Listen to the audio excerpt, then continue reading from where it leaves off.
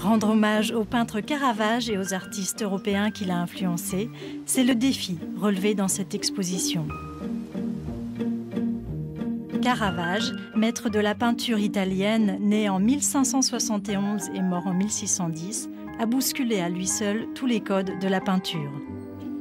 Il transforma ses compositions bibliques en scènes théâtrales, éclairées par une lumière directionnelle, caractéristique du clair-obscur. Le tableau, le sacrifice d'Isaac, peint vers 1603, en est un exemple. Cette peinture est à regarder de gauche à droite selon la lumière. L'ange ne vient pas du ciel, il vient de la terre. C'est comme si c'était un ami qui intervenait, comme si c'était un voisin, comme si c'était un serviteur. Le regard de l'ange saisit le regard d'Abraham et vice-versa. Mais l'axe principal, c'est cette diagonale qui part du bras de l'ange et qui arrive jusqu'à la tête d'Isaac. Au centre de ce tableau tragique, il y a cette empoignade. L'ange empoigne Abraham qui lui-même écrase la tête d'Isaac.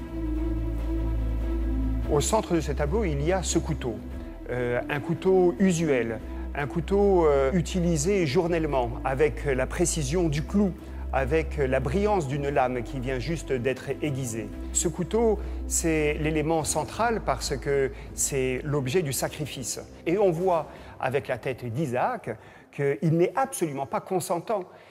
Il est là devant une situation d'horreur et sa bouche hurle cette horreur-là. Et c'est là que Dieu va se révéler et arrêter le bras d'Abraham.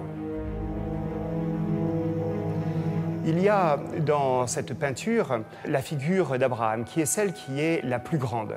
Et c'est peut-être une des caractéristiques de Caravage que de peindre des personnes de manière extrêmement réaliste, des personnes du peuple, des personnes pauvres, des travailleurs.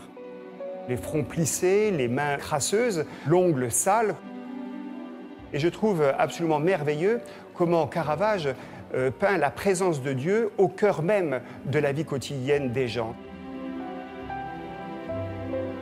Caravage peint tout cela de manière extrêmement réaliste et il est fidèle à la lecture traditionnelle de ce texte de la Bible. Autant Caravage vit dans un univers catholique, autant Rembrandt vit dans un univers protestant.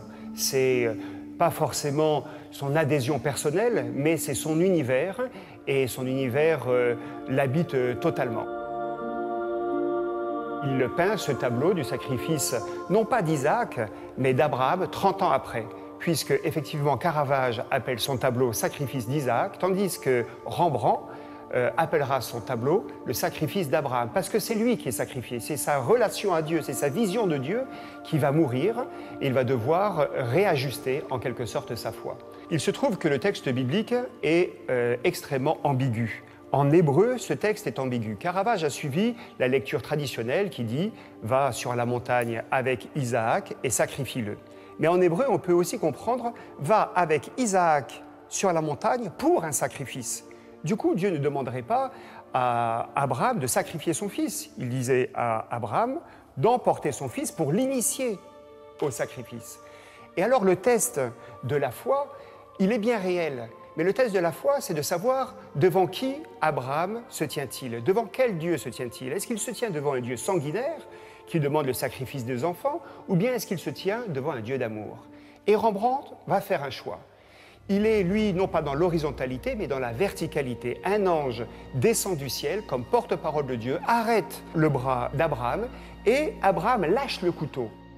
C'est-à-dire qu'il ne va plus servir à sacrifier quoi que ce soit. Chez Caravage, le couteau demeure. Il demeure parce que le sacrifice continue. Si ce n'est pas Isaac qui sera sacrifié, eh bien ce sera le bélier qui est là en arrière-plan et qui a le cou tendu comme se proposant pour remplacer Isaac. Tandis que chez Rembrandt, le couteau est lâché. C'est-à-dire qu'il ne servira plus à aucun sacrifice.